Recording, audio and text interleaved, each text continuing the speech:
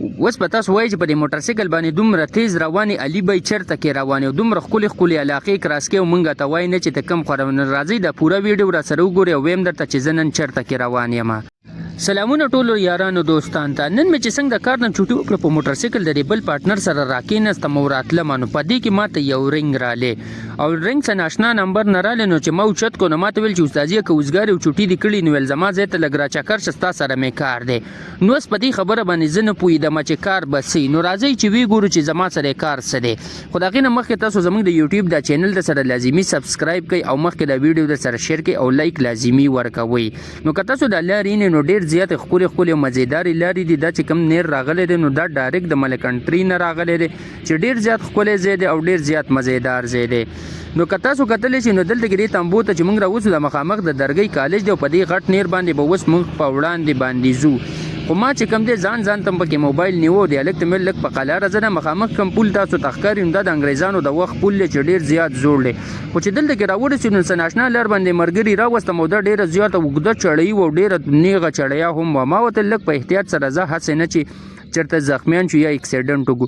هغه راته ویل ته مه یارېږه پکې هغه زما نه څه خبر و چې زما څنګه حالات شروع شوي دي. تاسو ما ته په دې ویډیو کې کتلی شئ چې ډېر زیات ویرېدم او ډېر زیات خوشحاله هم وم ولې چې ما ویل چې یاره هغه مالک په ما ته څه ویو. خو تاسو دلته کې کتلی شئ چې په دې چړیا باندې موږ کله لاندې کوز شولو نو مخامخ هم په دغه نیر باندې به موږ ځو اوس هغه لرې ځای ته به ځو چې کوم ځای ته وایي بیزو خرکې. نو دا د بیزو د خرکې نه مخکې دلته کې یو تاڼه راځي تاسو کتلی شئ دلته کې د پولیسو چیک پوسټ هم دی چې ځای په ځای چیکینګونه کوي. خو موږ چې ودرولو موږ ورته ویل موږ سره څه نشته یار موږ ځو چا راته رنګ کړی هغه خوا ځو. خو دلته کې موږ سره پېټرول نه و د پېټرولو خوا رالو پېټرول پمپ ته او کس ته مې ویل پېټرول واچو نو چې هغه کله پېټرول واچول نو موږ ډایرکټ راورسېدو د بیزو خرکي پل خواله. نو دلته کې موږ ته مالک ویل چې تاسو به ما سره رابطه کوئ دلته ورته موږ ورځو رابطه مو سره وکړله بس هغه ویل لږ مخکې راشي 15 منټه مزل وکړئ چې دلته کې زما کور دی. موږ ورته ویل صحیح ده. نو فاینل چې هغه موږ له کوم لوکیشن راکړی و هغې ته موږ راورسېدو دا د هغه کور دی چې ډېر زیات ښکلی دی او ډېر زیات مزیدار هم دی. د بار نه داسې ښکاري نو چې دننه به څنګه په دې کې چې کله مالک راوځ د هغه سره ملاس ماس میلاو کړل نو دا د کور نقشه ده چې ډېر زیات ښکلی او ډېر زیات مزیدار دی.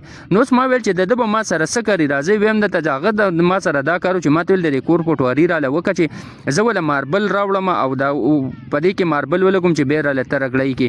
نو موږ خو پیته نه ور اخېستې خو ده ته موږ د اندازې مطابق پټواري وویله چې یاره ستا دونه پټواري جوړېږي او ته ځان له لاړ شه ماربل واخله. خو دا ویډیو ورسره لازمي لږ کوئ او مخکې دوستانو سره شیر کړئ. نو هغه ویل صحیح ده. نو موږ دلته کې خپل کلي ته را روان شو چې خپل کلي ته راورسو نو زه په دې ځای کې خپل ویلاګز ویډیو ختمه کړم. ملاویږو به انشاءالله په را روان ویلاګز کې. د الله په امان الله هم خوشحاله ساته. ډېره مننه.